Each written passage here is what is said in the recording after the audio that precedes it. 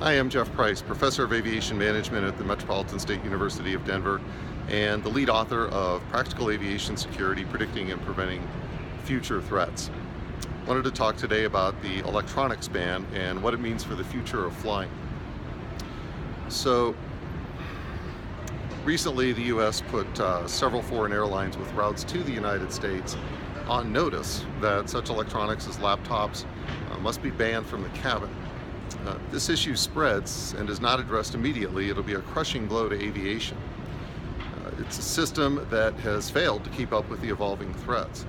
In the late 1980s, when laptops first entered the scene, those who carried them through security were required to turn them on to make sure they didn't carry a bomb or some other prohibited device. You didn't put them through the X-ray machine back then because no one really knew if that would cause damage. By 9/11, all laptops were going through the X-ray machines, and we assumed that any concealed device would be readily found as long as we separated the laptop from the bag.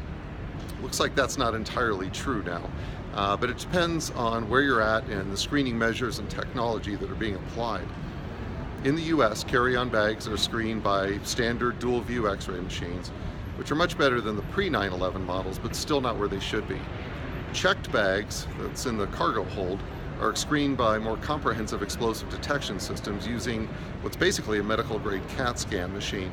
It slices and dices and analyzes each bag as it comes through, and it can detect explosive elements. Thus, check bag screening technology is better able to spot a bomb than carry-on screening technology, at least here in the US and a few other foreign countries.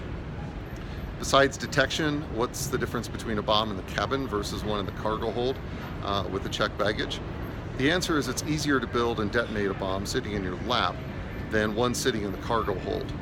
In the hold, you have to either command detonate with a remote device that you hope works, or set a timing or barometric pressure type switch and then hope that works and that the flight isn't delayed and the thing goes off while you're sitting at the ramp, or that some baggage handler doesn't inadvertently detonate the device while it's being tossed into the bag hold.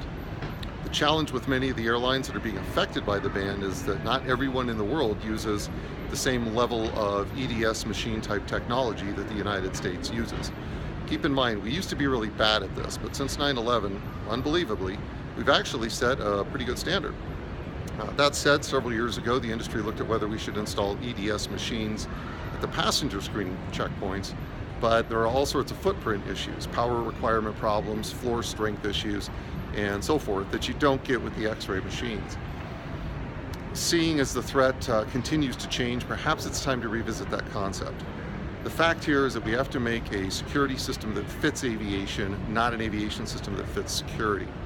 Being forced to check your expensive electronics will mean there's a higher chance you'll have to go to eBay when you get to your destination just to buy your laptop back. Bag theft rates went up during the initial electronics ban after the liquid ban started in 2006 in Great Britain, along with theft of intellectual property from the information on everyone's stolen hard drives and cell phones and so forth, along with a lot of identity theft. While passengers can put up with a lot of stupid human tricks at the checkpoint, they need the ability to continue to work once they're past that checkpoint. Not only is a business traveler, who incidentally funds most of commercial aviation, losing time in the aircraft, they're losing the 1 to 2 hours for waiting for their flight to depart, or worse, losing 1, 3, or 6 hours or more of lost productivity during a layover.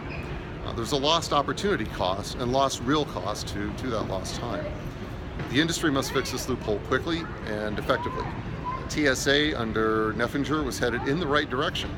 First, by actually training their TSOs in a professional manner, and second, by envisioning a future screening process that doesn't look like yet another iteration of the old process. Technology has to step up. Training has to go to the next level so that TSA personnel understand how the entire aviation system works and make the effort to be an integral part of the airport security team and not the stepchildren that are unfortunately also often considered by the rest of the airport and airline security community. So that's where we've got the electronic bans today, and hopefully this won't spread. We have the technologies here in the US to ideally prevent a lot of that, and ideally we'll continue to advance those technologies and advance aviation security so that we don't use security to degrade the benefit of flight. Thanks, have a good day.